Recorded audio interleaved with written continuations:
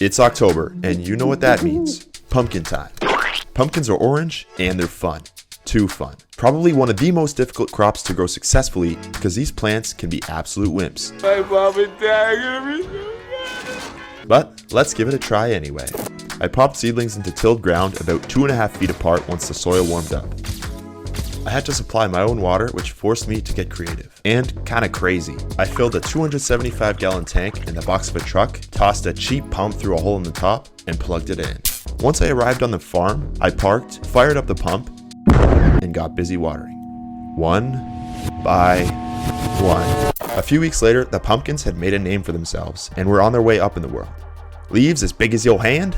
Check. Little buds started appearing at around the 3 to 4 week mark. These are the makings of future pumpkins. What varieties are in the roster for this patch? Glad you asked. Champion, Cargo, Igor, Knucklehead, Cinnamon Girl, and Blanco. Hey, a friendly pumpkin patch hello. The black plastic mulch keeps things warm, and for pumpkins, that's hot. It also smothers out the weeds, something we'd be better off without. What you just said is one of the most insanely idiotic things I have ever heard. Boom, there's a bloom. Vine borer eggs and cucumber beetles, gonna take them down. Soon. First, I gotta admire the sea of green and cut these dang weeds down at their knees. A lawnmower will do the trick. I should have planted double the rows to better use the space, especially since the varieties planted were short to medium length vines. The pie pumpkin row was infested with cucumber beetles, so I gave them a dusting with diatomaceous earth in an effort to establish control. Unfortunately, this didn't work. It was time to bring out the big guns, a water-soluble pesticide to eradicate the pests before they took out the patch. Barrel roll, baby! Pumped it up like a TNT detonator. Then I played Misty and got spraying, coating the leaves with a thin layer of anti-bug fluid. Did this take a while? Yes. Was it worth it? Stick around till the end to find out. On July 2nd, a quick inspection revealed lots of male flowers and some fresh baby pumpkins. Okay, crash course on pumpkin reproduction, aka pumpkin sex ed. Yep, we're going there. Male flowers have long, slender stems, aka stamens. Female flowers have a small fruit behind them. These are your potential pumpkins.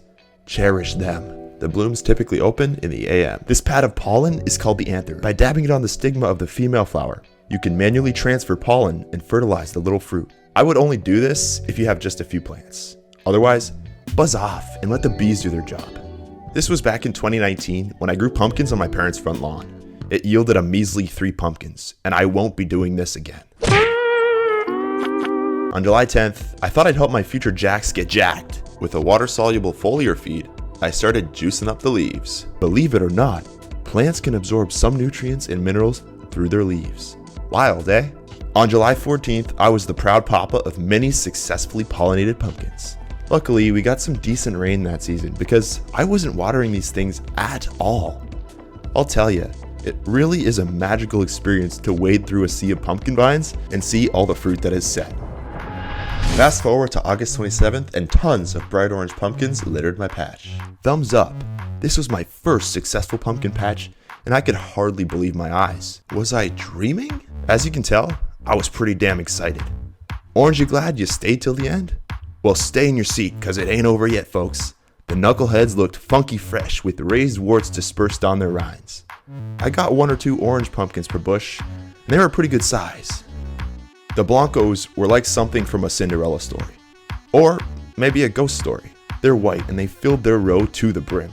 I've always had an affinity for the big pumpkins. Maybe because they've got the most guts. Pumpkin guts, that is. In the end, these orange orbs stacked up, and I sold most of them at a local produce auction. But I kept the best ones for myself. I displayed mine prominently in the front yard. Were the neighbors jealous, you ask? I don't know, but if I had to guess, I'd say they were. Pumpkins aren't easy, but I invite you to give them a shot. They're pretty spooky, and so are these Carolina Reaper super hot peppers. If you want to learn how to grow these evil suckers, my Reaper Seed to Harvest video will set you up. Check it out. Well, ghoulish growers, happy harvesting and happy Halloween.